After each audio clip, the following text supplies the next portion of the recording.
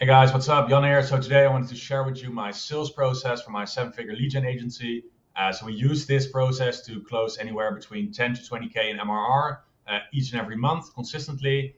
And basically, I don't take any of the sales calls or do any of the call booking. So it's fully, well, outsourced, so to say. I really have a team doing it.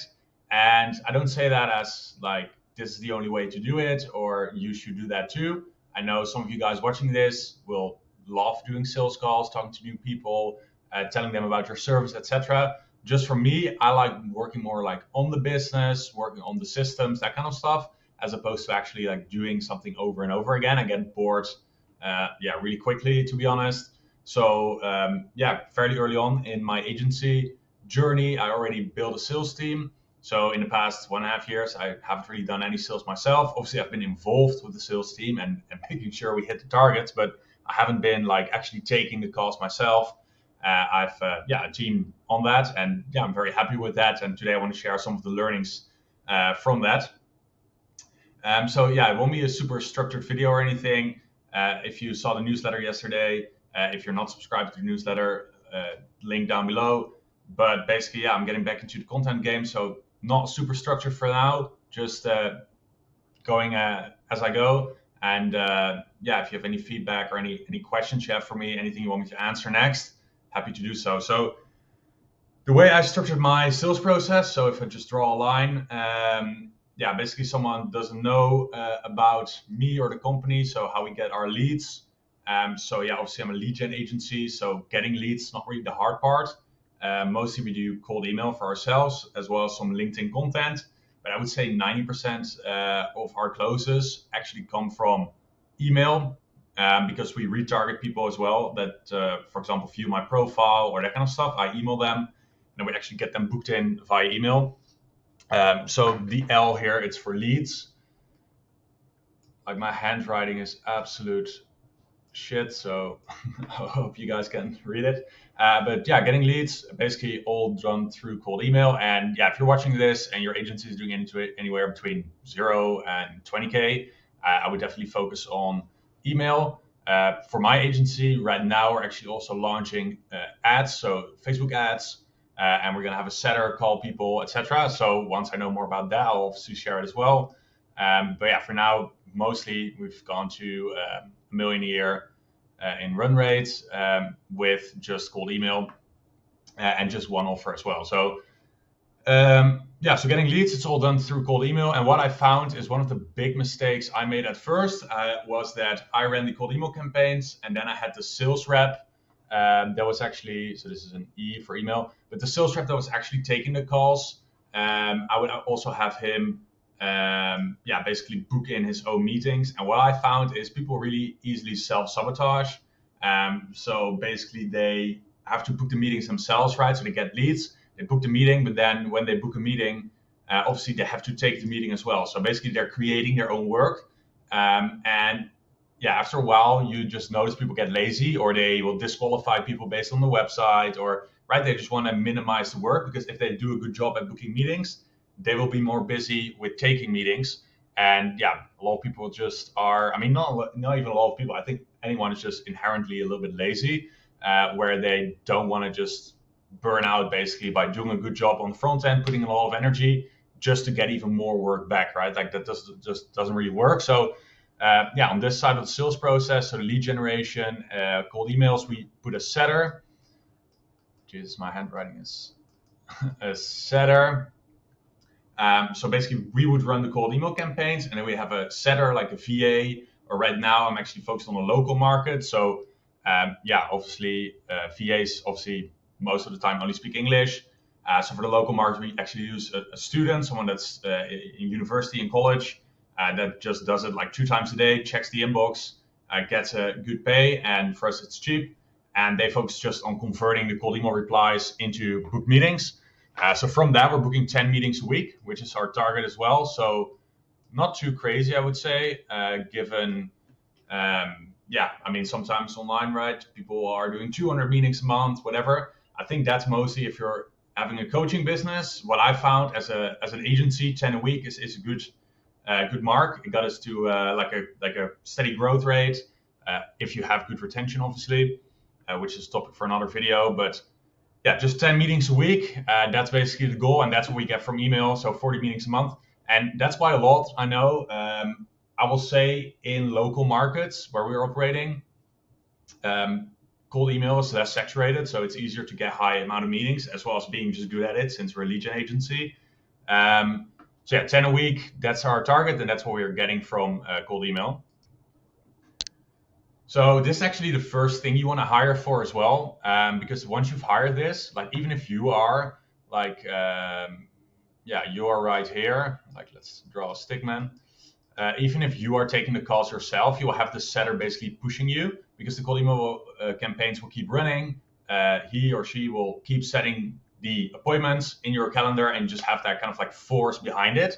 And this is one of the biggest things I found when growing your agency is you have to have that consistent force, which with an agency, it usually means just hiring more people, because you have to have just continuous effort put into something. And when it's just you, it's inevitable that your focus is going to shift because some things will break.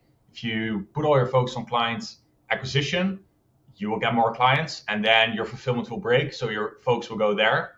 It will then improve, but then there was no focus on the setting part. So this is one of the first things you just want to hire for, is get someone to book you meetings. I would do it internally, actually, so I wouldn't completely outsource this or anything. So that's what I would do. Then, it's you taking a sales call. So a couple of things you want to focus on to make sure you're actually like preparing your process for someone else to take over, is that you obviously want to have only one of... I need to use the text. One offer. If you have one offer, it just makes things so much easier. You actually know who you're going after, right? Because if you have one offer, you usually also have like one avatar, or at least they're very similar. As well as you can just perfect like the pitch and the sales process. One offer is a huge thing.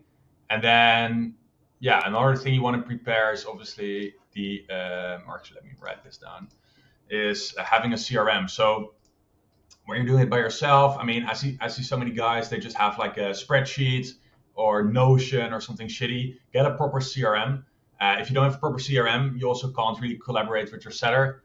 So have a proper CRM, have something like Pipedrive, have the setter set the appointments, have it be a different name, by the way. This is a big one as well. So have it be a different name. So even, let's say you hire like a VA and you don't want to use their name because they have like not like a native name to the country you're doing outreach in.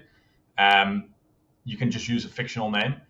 And if you're using a fictional name, use a woman's name, just usually works better. Or if you're hiring like a student like we do, just do outreach from their name, because it's a lot more, you get a lot more authority basically when it's not the founder reaching out and then the founder taking the call, right? It just automatically means you're a small business. And even if you are, nothing wrong with it, obviously. But you just want to kind of build that authority where it's like, oh, there's already 2 people involved in this.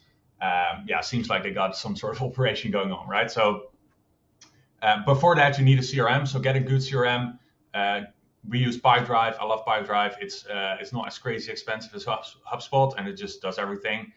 So get Pipedrive, get a CRM, get one offer, and actually like focus on using Pipedrive really well with both the setter, like creating a deal when someone replies positively, following up, then switching the deal owner to you once they book an appointment, tracking when the appointment takes place, using activities. Like I can make a different video on this if people want to see it, like on CRM operations, so to say. But you have to get these 2 things, I would say, like one offer and one CRM, because with one offer you can do a sales process, and with a CRM you can get used to tracking everything, and then it's easier to manage when you get someone in. So then one offer, you need a sales process, obviously. So with the sales process, so here there's basically 2 things I found. So I'm from Europe, and I've sold both in Europe and the USA, and they need different sales processes. So when you're from Europe and you're watching this, keep this in mind when you watch any type of these videos, that if it's someone from the US, it is definitely a different culture. And the main difference, I would say, is the 1 call versus a 2 call close. So in the US, so even if you're from Europe and you're selling to the US, you can go for the one call close. You can try it out, especially if you're selling to like SMB type companies where you're talking to the founder. Like they're quick to make decisions, right? You explain your offer, maybe you check on some objections and just ask for the close, and they're like, okay, let's do it, and they pay on the call. I mean, this is amazing. Like that's like amazing about American business culture. In Europe, not so much. So in Europe, you'll definitely need to have like a 1-2 call close. So where you do discovery first, and I would also recommend this in the US if you're selling to bigger corporations, because you're probably not talking to all the decision makers. So you want to have a second call scheduled in. So you kind of more like handhold them through the process until they actually sign and pay. So yeah, let's do the 2 call process for now, because a lot of agency sales is also more like relationship based, because you're going to be working with that person. So you just want to kind of stretch the amount of interaction they have with you, so they are exposed to more of you before they actually buy. So yeah, you get a discovery call. In the discovery call, you want them to basically admit their pain.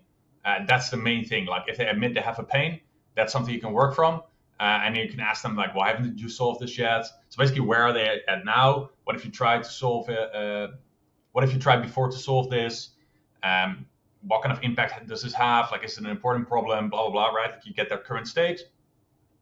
You get the desired state. You say, okay, what's your ideal situation? And then you kind of want to, right, like the bridge, like what's stopping you now?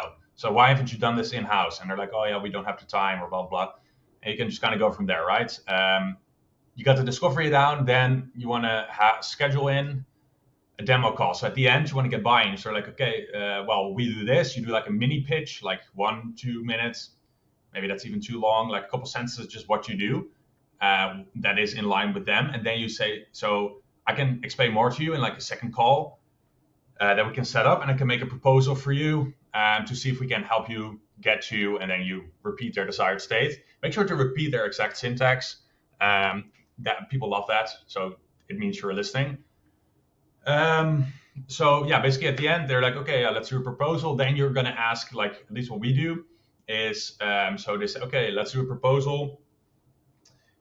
Then we ask them, okay, great.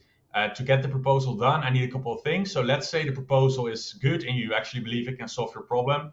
Is this something you want to get started on right now? So this tackles like timing objections later on. So if they're like, yeah, we can start right now, we have budget, then it's good. If they say something like, oh, we have to think about it, or we have this, we'll do this in Q2 or whatever, and then it's better to actually schedule something around that time. And then second thing is, I had to take a sip of my coffee, but second thing is you want to tackle is the decision maker objections. Or like, okay, is there anyone else inside of your company that has a say in the decision to work together? They're like, oh yeah, it's I don't know, John or whatever, it's someone else in the company. You're like, okay, should I add them to the invite as well? So you want to have them on the second call so you can like have direct contact with those people as well, which will be a lot easier to close. And then the third thing you can do is ask for a budget. So again, I think this is a cultural thing. So in the EU, we don't do this, because if we ask, hey, do you have a budget of around, let's say, 3K a month? They always respond like, well, it depends on what we get, I guess, or right? Like they will just be a bit like funny about it. In the US, I've seen this work well. You can tackle the budget constraints. Maybe they'll be like, oh yeah, that's no problem. And then you can move forward from there. So that's an optional thing. Yeah, you can try it out. It is nice to pre-tackle basically the objection around money. But yeah, that's basically the buy-in you want to get. If they object to any of those three things, you kind of want to stop it there. If it's a timing thing, like I said, just schedule something when the timing is right. If they don't want to have other decision makers on, you can, you don't really have much choice, but you can just kind of try and convince them to get them on. You'll be like, oh, it's just a lot easier to blah, blah, blah. To have them on, right? And the third thing with the budget, if there's no budget, stop, right? Stop. So a lot of guys will try and sell broke people. Don't do it. If they just don't have the money, just end it right there. It's like, okay, no problem. Just get back to us when you have the budget, right? Like if there's no budget, there's nothing to sell. Then between the first and the second call, what we do is we send a proposal over. This is like I think it's like a 9-page document. 9-page document. We have a couple of sections that are custom filled out. We send it with PandaDoc. We get tracking notifications, prices in there, everything's in there. So they can already talk it through inside of their company. And for us, this works really well because we found that if there are budget constraints, we'll basically kill the whole cycle before we get on the sales call, because the discovery is only 20 minutes, the sales call is like 45 minutes, and then usually a couple follow-ups, whatever. So we want to kill it as quickly as possible. So if it's a no because they don't have money, then we get it right here. So it works really well. And it also helps them like come to the second call prepared. Because if we don't send this document in between, we'll be on the second call. And this will be the first time they actually get a lot of information about our offer. And it will almost always lead them to a third call, which you don't really want to do. You want to get a decision more quick.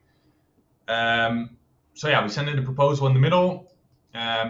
Yeah, they think it looks nice. They don't think it looks nice. We kind of give an estimate of what the results would be. Case studies, obviously, a lot of social proof. And then we get them on the second call. On the second call, we just tell them like, hey, let's go through the, obviously I sent you the document. Let's go through the document together. Just quickly give some notes, give some more context to you. And then if there's some questions, obviously I can answer them. And then at the end of the call, we can determine if you want to get started or not. Sounds fair enough, right? Sounds good. Yeah, sure. And then you go through the proposal. And I really like to do this as well, because in this kind of, you take the control at the beginning of the call. Because if you're like, oh, I sent you the proposal, do you have any questions? They will just start firing at you. And then you lose control and you lose frame. So what you want to do is actually like take control, pitch the proposal a bit. So don't, like, we have 9 pages, don't go through all of them. Just kind of like pre-tackle things you often hear people misunderstand or whatever. And then you're like, okay, sounds good, right? Like with every point, get the buy-in, right? Like, oh, this looks good, this looks good.